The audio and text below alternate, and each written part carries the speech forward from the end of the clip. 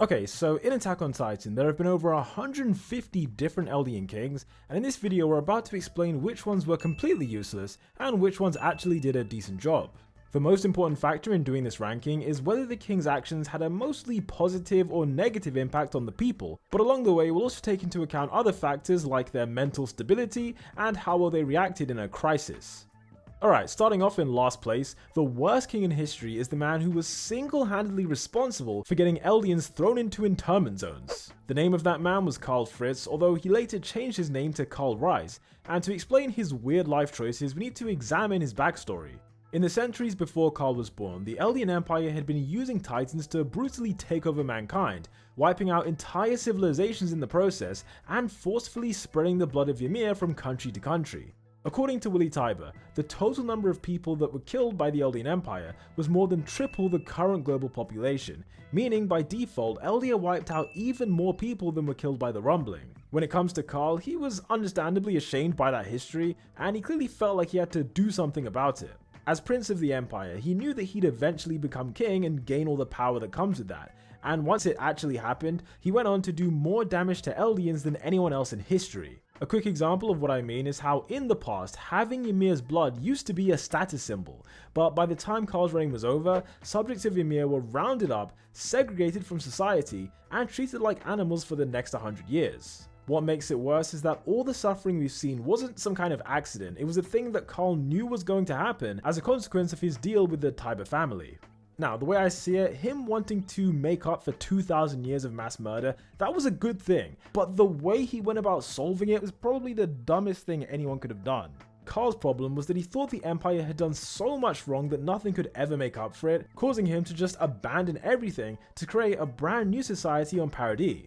By making this one decision, he split apart the royal family, leaving behind all members who disagreed with him, and condemning Eldians around the planet to a lifetime of subjugation. For Eldians on the island, their situation wasn't even that much better, as Karl used the founder to alter their memories so that they forgot all knowledge of the outside. Of course, there were certain people like Armin's great-great-grandparents who held on to physical evidence that couldn't be erased, but to fix this, Karl made it so that all these kind of materials were illegal, and the MPs were responsible for destroying it and also for suppressing any theories about life outside the walls. From Karl's point of view, all of this was necessary to maintain peace on the island, but in his own words, he said that if Mali were to get stronger in the future, he'd accept it if they exterminated his new society. Whichever way you look at it, those aren't the words of a king who actually cares about his people. And his dark side was proven even further when he ordered the execution of the Ackerman and Asian bloodlines. Because Ackermans and Asians are immune to the founder's mind control, Karl saw them as a threat to the temporary peace he was trying to create, and so he virtually destroyed them all to prevent other people from learning the truth. As if that wasn't bad enough, Fritz then changed his last name to Rice in an effort to protect himself, with the Fritz name being passed to a random Eldian family who had none of Ymir's blood.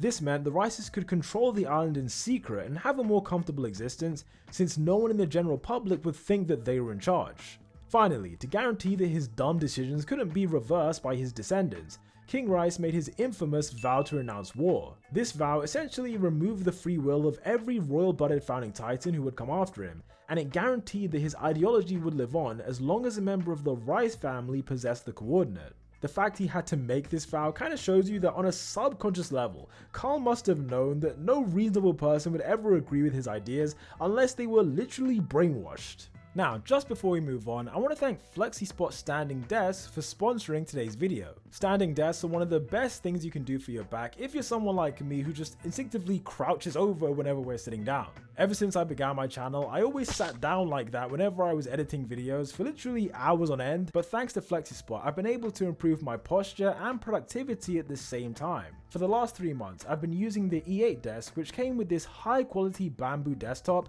and on top of this thing, I have my audio equipment, camera, desktop, laptop, microphones, and it still has zero problems going up or down. You can adjust the height so easily with just the touch of a finger, meaning you can sit down whenever you want to sit down or stand up when you feel like you need to. Right now, Flexispot are doing their summer sale where you can save up to £130 on various standing desks, and if you're interested, then I'd recommend acting quickly since the sale does end on the 31st of July. Make sure you click the link in the description to see all the deals they have on offer, and thanks again to Flexispot for sponsoring the channel. Moving on to the second worst king, that title goes to Rod Reiss, also known as the guy who culled 20% of the Eldian population, ran away while his family was being murdered, and came dangerously close to eating his own people. In the year 845, Rod unexpectedly became king of the walls after his kids were smushed by Eren Yeaeger, but interestingly, he hid the fact that they were dead. Rod knew that the Reiss family's real power came from their possession of the Founding Titan, and that without it, it's possible the nobles wouldn't recognize his authority. That's why, following the incident, he pretended as if Frida was still alive while taking over all of her responsibilities as the new king. 1 year later, his royal government then decided to cull the population on the island, since there were a bunch of refugees from Walmaria that they didn't know what to do with. According to Pixis, the men in charge wanted to reduce the number of people they had to feed, and considering that Rod was the acting king, we have to assume that he had final say on how they were going to do it. In the end, the royal government sent an untrained army of 250,000 people to reclaim Walmaria, which by this point was infested with titans. And as you can imagine, the true purpose of this mission was for all of them to get eaten. Now, I'm sure that a certain purple alien would argue that losing 20% of your population is justified if it means that there's more food for everyone else, but in this case, there is a reason why it's more messed up than you think. The manga confirmed that before Marley attacked the wall, the monarchy was actively encouraging people to move into places like Shiganshina. The reason for this is that they wanted there to be humans living in frontline towns, so that Titans would be attracted to those areas instead of trying to breach the main wall. Despite that, as soon as Shiganshina was actually breached, it only took the royal government 1 year to decide to abandon those same people who they convinced to go there in the first place. We all know that there's no circumstance where Rod Reiss would have sent 250,000 people from the interior to be eaten, but when it came to the refugees who had nothing, it was easier to have them killed rather than finding an alternate solution. After that, Rod continued to pretend as if everything was fine, and it wasn't until Eren revealed his powers in Tross that Rod was forced to tell the truth about his family. With the knowledge that Eren had the Founding Titan, the royal government tried on multiple occasions to get custody of him before finally succeeding in Season 3. However, being the coward that he is, Rod wanted the founder to return to the royal family, but he didn't want to be the one who got titanized. For that reason, he had the interior police kidnap his secret love child, Historia, who he'd only met 1 time in his entire life. As Kenny said, Rod never cared about anything except protecting himself, and so turning Historia into the founder was a way of guaranteeing his own power while shortening the life of his last remaining child. Not only does that make him the second worst father on this list, but when she decided not to go along with this plan, he lost all composure in a way that no real king should have done. Throughout the night, Rod's gigantic body then crawled towards Orvu district, and at that point in time, he was a genuine threat to all life on the island. The anime made it clear that Rod had the potential to crash directly through the wall, and had he done that, it would have exposed the wall titans to sunlight. It was heavily implied in Season 2 that if sunlight touches the wall titans, then they'd be able to break free, and so bearing that in mind, Rod nearly began a chain reaction that could have led to a mass extinction event. Historia and the other scouts were the only ones who prevented that from happening, but had they not been there, there's a possibility that Rod Reiss could have accidentally began the rumbling. Next in line we have the original Fritz, who is by far the most evil person in this video, and his long list of crimes include forcing his own children to eat their mother's corpse. As the king of Eldia, Fritz has a very mixed legacy, depending on whether you were born an Eldian or whether you were forced to join the Eldians like Ymir. In the years before she gained the power of the Titans, Fritz would send his men to burn down villages, imprison the survivors as slaves, and use their free labor to benefit the tribe in various ways. These unlucky people had their tongues removed to stop them from talking back, and they all lived in constant fear of what else might be done to them. That's why, to ensure their own survival, the slaves just did whatever they were told, and this behavior was so ingrained that Ymir kept obeying Fritz even after becoming the most powerful thing on the planet. Therefore, it's clear that for all the non-Eldians who were living inside the Empire, Fritz was by far the worst thing that ever happened, and it shouldn't come as a surprise that they tried to assassinate him. For many ethnic Eldians though, his obsession with expanding the empire did lead to an improvement in their standard of living, but due to him being a raging psycho who was clearly lacking something mentally, it didn't feel right ranking Fritz any higher than this. Switching over to his descendant Frida Reiss, she comes in at 7th place on the list and has the unwanted record of being the first royal to lose the Founding Titan. Prior to becoming queen, Frida's main ambition was to free humanity from the titans outside the walls, and had she followed through with that plan, she would have obviously ranked way higher in this video. Unfortunately, after inheriting the founder, her mind was overtaken by the first Rice King, meaning she was helpless to do anything when the warriors burst through Walmaria. Up until that particular day, Frida's time as queen didn't seem to have any major incidents, and a large part of her reign was just spent giving religious speeches to VIPs inside the walls. Beyond that, she was also the only member of the royal family to acknowledge her sister's existence, and while that might make her a great person, as a queen she only had one defining moment. In the Rice Chapel, when Frida was confronted by Grisha, you could tell that she kind of sympathized with his perspective, but her will wasn't strong enough to overcome Karl's ideology. Because of that, she was happy to accept if Marley exterminated all life on the island, which is something that Eren and Grisha took incredibly personally. Ultimately, Frida ranks lowly in this video because of how badly she failed to protect anyone during one of the worst days in Eldian history, and for how easily she was beaten despite having the founding titan. Anyhow, flashing back 2000 years, after King Fritz died, he was replaced by his daughters Maria, Rose and Sina, and although we can assume that they weren't as crazy as him, the fact remains that they did still do exactly what he wanted. With his dying breath, the old king told them to have as many descendants as possible so that Ymir's blood would never die out, and by them fulfilling that request, it meant that the titans continued to multiply. If they ignored his request, then it would have literally saved billions of lives down the road, but for some reason they chose to follow the king's instructions even after he was gone. My personal theory on this is that if we think about it, when Maria, Rose and Sina were growing up, all they saw throughout their whole childhood was their dad always getting what he wanted. As an example, anytime he told Ymir to do something, she would do that thing, even though she was like significantly more powerful than him. And of course, no one else would have been brave enough to tell him no, besides the people that tried to kill him. In that sense, the three girls had never known a life that didn't involve everyone doing what their father said, and so when he told them to keep expanding his Titan empire, my guess is that they never even considered that disobeying him was an option. Because of that, it's not totally their fault that they carried on his legacy of global domination, hence why they do rank slightly ahead of him. Now, before we move on to the kings and queens who actually did something good, there's two more people that we need to quickly explain. The first is the puppet king Fritz, who was described by Pixis as a symbol of human prosperity, and was apparently well liked by the population. As we established earlier in the video, this Fritz never actually belonged to the royal bloodline, but instead he's from a line of Eldians who never became subjects of Ymir. Back in ancient times, the Eldian tribe used to just be regular humans just like everyone else, and it was only the descendants of Ymir that could be transformed into titans. Over time, their numbers increased until they became the majority of the Eldian population, but there were still some minority bloodlines who stayed human and therefore couldn't be mind controlled by the founding titan. The puppet king Fritz belongs to one of those noble families, and based on his age, we can assume that he was on the throne for at least 40 or 50 years. In the first episode of season 3, we found out from Sasha that once a year the fake king donates extra food rations to the people. This yearly tradition was likely a calculated move from the Rice family in order to keep the people happy and make sure there's no uprisings. And in the year 850, Rod Rice increased the amount of food being donated for this exact reason.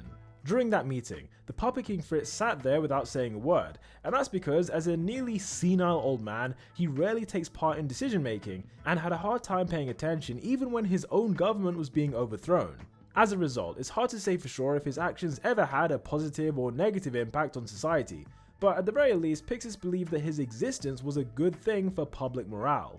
Following that, we have Historia's unnamed grandfather, who was possessed by the will of Karl Fritz, but luckily for this guy, he never got tested in the same way that Historia or Frida were. As far as we saw, the biggest challenge he faced came from his two sons, who were constantly trying to persuade him to eradicate the Titans. Gradually, they annoyed him so much that he locked up a young Rod Rice in a dungeon, demonstrating his full commitment to Karl's philosophy. Another thing that happened during his reign was Erwin's father being executed for his theory about there being humans outside the walls, and this was yet another example of MPs murdering civilians to maintain the lives of the first king. Compared to other kings on this list though, Historia's grandfather's record as a king couldn't have been as bad as other people on this list, since as far as we know, he never had to deal with a real crisis, and so because of that, he comes in at 5th place. Okay, so in 4th place we have Uri Rice, also known as Historia's long-lost uncle, and out of all the kings who were possessed by Karl Fritz, Uri was the only one to make some kind of positive change.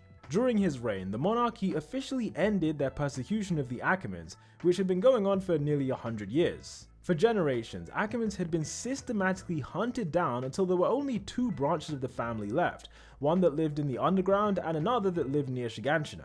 Of course, this extermination is exactly what Karl Fritz wanted for the reasons I mentioned earlier, but when it came to Uri, he accepted that it should never have happened. And from that moment onwards, the surviving Achaemenids were no longer enemies of the royal family. Uri also reacted super calmly in a crisis situation, definitely way better than his brother did, and so everything considered, he deserves a place near the top of the list. Moving on to the third best Eldian king, this one goes to Willy Tybur, and before you say anything, yes, I know he doesn't have royal blood, but there is a good political reason why he has to be on this list. 100 years ago, when Karl Fritz fled to the island, he left behind thousands of Eldians who stayed on the Malian continent, and those people were under the control of the Tybur family. In the same way that the Rices are kings of the walls secretly running things from the shadows, the Tyburs were essentially kings outside the walls who were pulling the strings in Mali.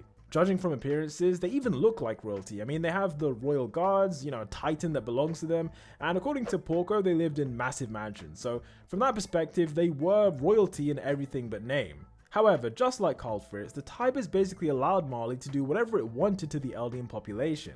And it was only in this new generation with Willy and his sister that they were able to make active steps to improve the lives of the people that Fritz left behind. For instance, Willy understood that if technology surpasses the power of the Titans, then both Mali and the Eldians inside Mali would one day get wiped out.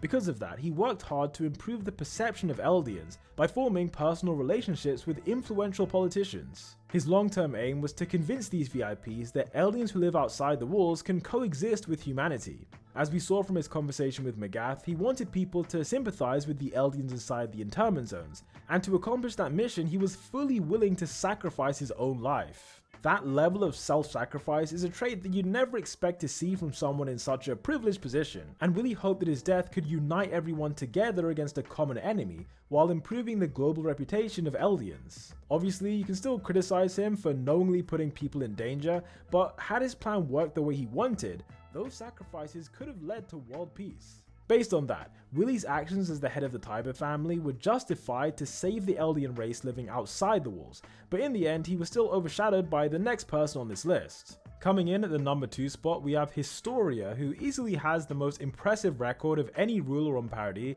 which includes revealing the truth about the outside world, overseeing the development of new technology, putting her life on the line to inherit the Beast Titan, and other things that directly benefited the island. In order to tell the full story of why she deserves such a high ranking, the first thing we need to do is flash back to when the military overthrew the royal government.